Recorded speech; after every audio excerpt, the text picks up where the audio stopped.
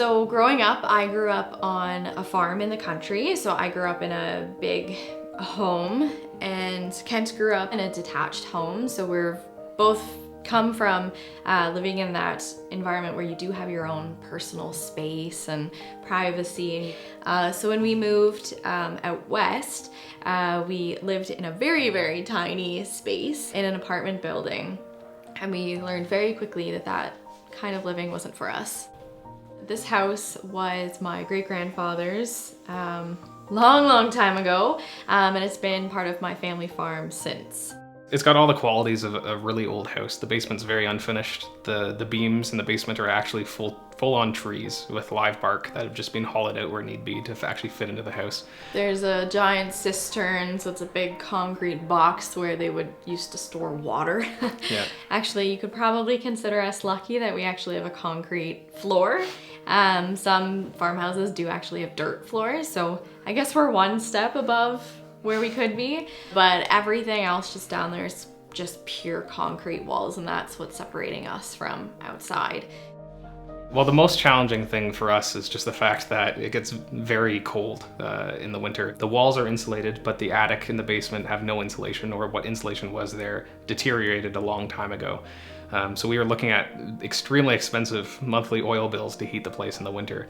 And it was a challenge just to keep it comfortable. We were actually keeping it at 18 degrees throughout the winter, and we dropped that down to 14 or 15 in the evenings too, to try to keep our bills a little bit lower. Here, we don't have natural gas access, or we don't have electrical heating. We actually run on oil. So in addition to our electrical bills, we also have a very expensive monthly oil bill in the winter months. It was actually being talked about for this home that Becky's parents were thinking about tearing it down because of the shape that it was in. But what we really wanted to do was take this home from the state it was in and bring it into a point where it can stay in Becky's family for another 15, 20, 30 years maybe.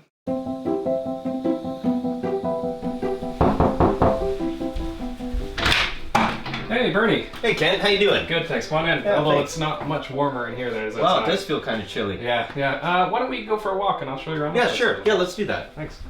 When we started doing the home renovations here, it was pretty early on that we realized that we were going to have some insulation and some air sealing work done. And we, being familiar with the area, knew that Great Northern Insulation was one of the largest contractors in the area and was very well respected.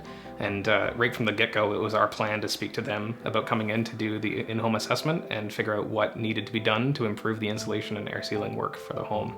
So upon arrival here at Kent and Becky's house, we were able to determine that, yes, there was a lot of draftiness from old windows, old doors, failed seals. As we went through the attic, we found that there was very minimal insulation that was old and damaged, needed replacement. We went into the basement. We also found areas of no insulation on their foundation walls, which are causing a lot of cool air to be able to infiltrate through, again, cracks and crevices that were existing in the home. About a month ago, we had Great Northern Insulation come in and do an energy assessment, an energy audit of the home. And that was through also Barrier Sciences Group. So they came in and they did a blower door test and actually measured it with an energy auditor from Enercan. A blower door test is simply a measurement of the air leakage in a home. All homes definitely benefit from having a blower door test done.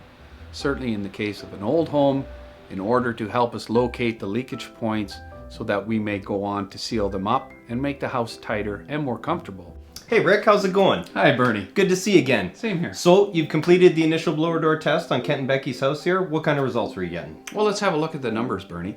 Currently, we're showing a 10.15 air change rate per hour at 50 Pascal. However, we are showing a leakage area of 281 square inches. Wow, that's a big hole. That's a huge hole. Just to give you some idea. This is the approximate size of the hole that is always open in this house right now for air to come in and out of the All home. the time? All the time. All the time. Wow, that's a big opening. That's a huge opening. Ideally, what we'd like to have is something more to this size here. So Okay. that's a lot to fill in. That's a lot to fill in. So it looks like we Absolutely. got some work to do. Absolutely.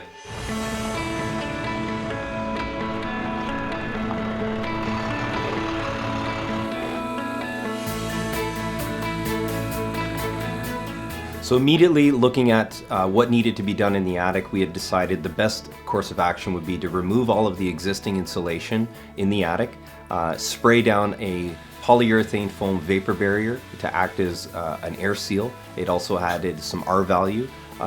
We also treated all of the ductwork that existed in the attic, so it helped provide some insulation over the heat supply source. We also then, after that, topped up to an R60 plus level of loose fill insulation. That gives them some economy, so they get the air seal benefit of the spray foam with the economy of a loose fill blown in. A lot of leakage of these windows again as well. The baseboard specifically, right down low, you can really feel.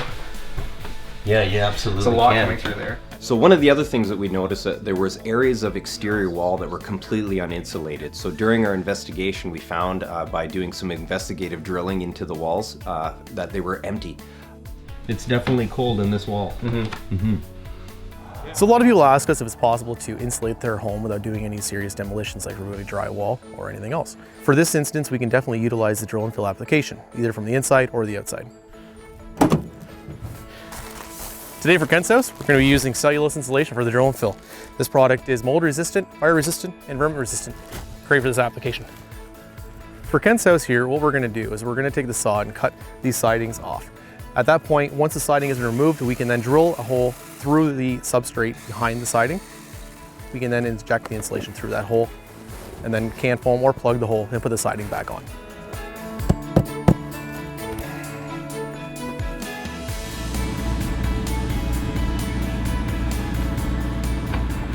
So in the basement, I mean, it's old foundation, rubble foundation. They're very difficult to treat sometimes. But again, just having some insulation on the wall was crucial to gaining comfort in the home. So there were some tight areas, some really tight crawl spaces, which I can attest to. I was able to crawl in them myself. Very difficult to treat, but we were able to get in there, really muster through some tough working conditions and get some insulation on the walls. It made a significant improvement in the comfort of the floor space that was directly above the crawl space. So after we completed the primary insulation tactics, we decided that, the primary sources of that infiltration were the windows and doors. And we began by going through the home with the blower door running, finding all of those sources in windows and doors, and treating them with specifically removable caulkings.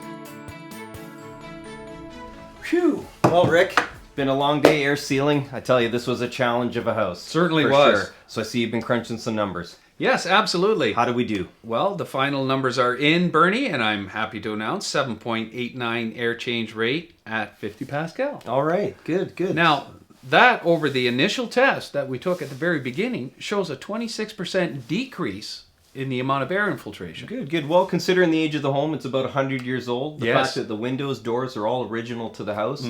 Hopefully this reduction that we've done is going to give our homeowners that feel of an improvement. Absolutely. So great to hear. How's work going? It's good. Now that Great Northern Insulation has completed all of the work in the house and the air sealing in mid-January, it's far more comfortable than it was before. We're also finding that the temperature is more consistent and even between the floors, which is really nice. And funny enough, our house is actually much quieter because our furnace isn't running all the time. Yeah, we actually got our January 2018 bill and we were comparing it to the January 2017 bill and we had a net savings of $70 less on the bill, and that's despite the price of oil going up 20%. So we're super happy with that, and not only on a monetary side of things though, we actually reduced our oil consumption by 170 liters, which it's huge, and that's really great to know that we're also reducing our carbon footprint by that much too, month by month. Any time that we do work on a home where the homeowner, before you're completely gone from their lives, is expressing their thanks and their appreciation for the work that's done and can convey to you that they feel a comfort difference, that's always a great day for G&I. I personally enjoy those are success stories in my books. Ready to renew your old home? Visit mynewoldhome.ca.